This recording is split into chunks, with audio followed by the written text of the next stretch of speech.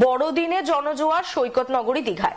দুর্ঘটনা এড়াতে জেলা প্রশাসনের পক্ষ থেকে নিরাপত্তার আরো জোরদার করা হয়েছে, পাশাপাশি বাড়তি পুলিশও নিয়োগ করা হয়েছে।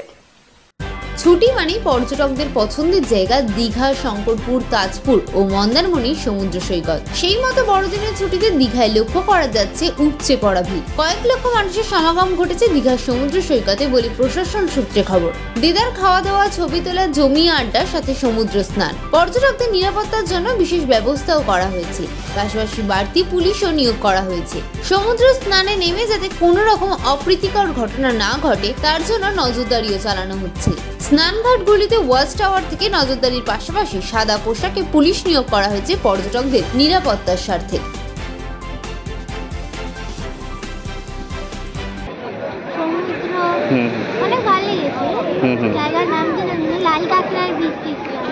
আচ্ছা, আজকে থাকবে, আজকে ঘুরবে আর কত জায়গা? না, আজকে বেরিয়ে যাবে। আজকে কেমন ভিড় দেখছো? দীঘা কেমন লাগছে দেখতে? ভালো, ভিড় অনেক নেই। খুব ভালো ওয়েদারটা, এখানকার মানে লোকজনও খুব ভালো, আর এখানকার লোকজন খুবই ভালো, আর এখানে ভালো এনজয়মেন্ট ভালোই হচ্ছে।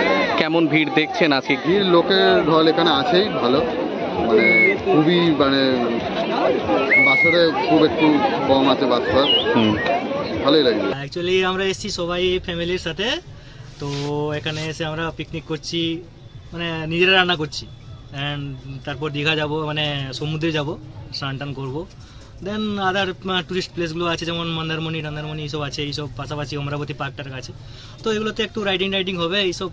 আজকে স্নান হয়েছে না, ওই যাবো আর কি, মানে রান্না বান্না হচ্ছে এখন চলবে, তারপরে কিছুক্ষণ পর যাবো আর কি আমরা।